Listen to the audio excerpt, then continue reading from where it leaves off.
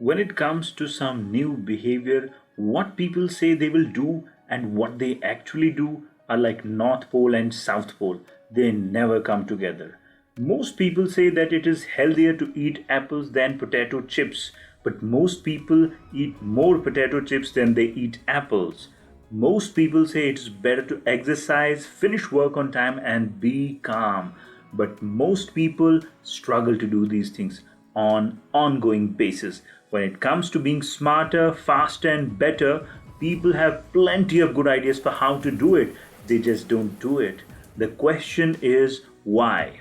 In this video, I'll share top 2 tactics that will help you to get started and sustain any desirable behavior. I'm going to start by showing you one action that will make you start any behavior you want, even if you have failed repeatedly to do so. Next, I'm going to show you how you can make yourself do things which you may not like to do but know are important to do anyway. Hi BookTookers, welcome to your channel where I introduce you to the big and bold ideas from brilliant books to solve any problems that you may ever face. Because chances are someone has already figured out a way out of them. You just have to read the right book. If this is something that excites you, do subscribe and share this with your best friends. Today's book, How to Change, tells us how human impulses make us fail. But the solution is not to try to get rid of our impulse, which make us human, but instead to understand and outsmart them. Written by katiemilkman, who teaches at Wharton School and has devoted her career to the study and research of the science of behavior change. Let's start by going back to the question, why don't we do things we know we need to do to get us what we want? Legendary Stanford psychologist Al Bandura says, when people fail to take action and struggle with goal achievement, what they lack is not really knowledge, it's the motivation to put their knowledge into action. He calls this lack of self-efficacy. Self-efficacy is your confidence in your ability to control your own behavior, motivation, and social circumstances. Maybe you are a distance runner who has never attempted a marathon because you don't think you are quite athletic enough to cover the entire distance of the marathon race. Maybe you have a coworker who doesn't speak up in meetings because he doesn't think people will value what he has to say. Research confirms the obvious. When you don't believe you have the capacity to change, you don't change. You lack confidence. So the obvious question is then, how do you get this confidence? There's an interesting research done by Lauren Winkler where she found that people can unlock this confidence inside themselves simply by giving advice to others who are looking for it. Sounds unbelievable.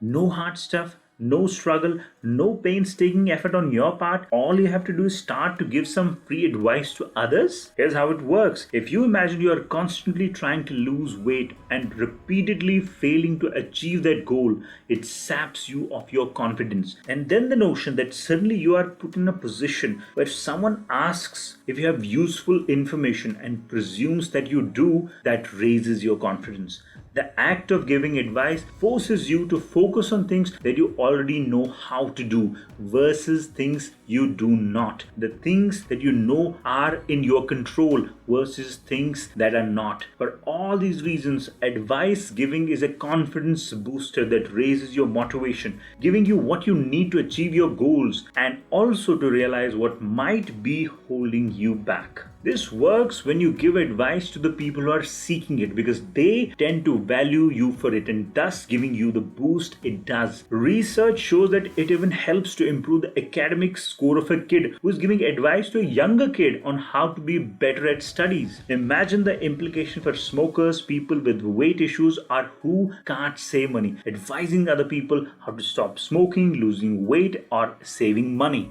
So remember, when you are struggling with motivation and when the problem is not the knowledge, you really do seem to benefit more from giving advice than from receiving it. See how you can make use of this fascinating tactic to take action towards your goals. Let's move on to the next one. How you can use what you love to do what you hate but needs to be done. Whatever actions you take in a particular day generally falls into 2 big buckets. Number 1, things you want to do and happily do. Things which are fun and which you enjoy doing, like watching Netflix, eating your favorite meal. Number 2, things you don't want to do but have to do. These are the things you don't necessarily enjoy but are still important to live a normal, healthy life and achieve your important goals. You may want a fit body and look sexy, but you don't like getting up early and sweating it out in gym every day. You want to ace your exams, but you don't like studying hours and hours while skipping the next episode of Game of Thrones. Most people,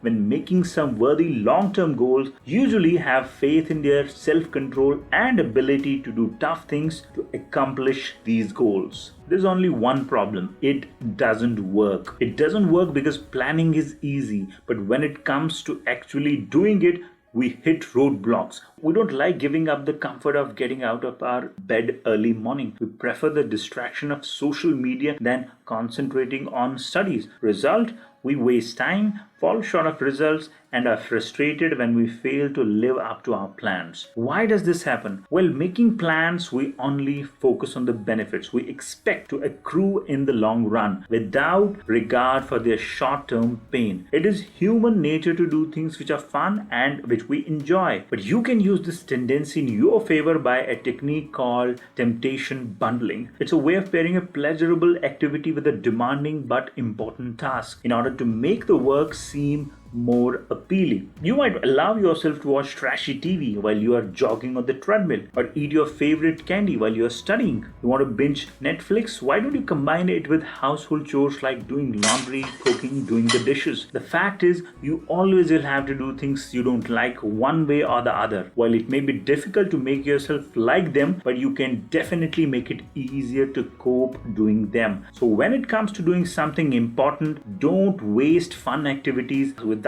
bundling them with the important tasks. It works like a charm. Remember, people who achieve what they want have learned to do what is necessary even if they hate it. And now you know how to do it. Give it a try. That's it for this video. If you found it useful, give it a like, and we will continue this quest to learn from the best. Till then, have fun and be limitless.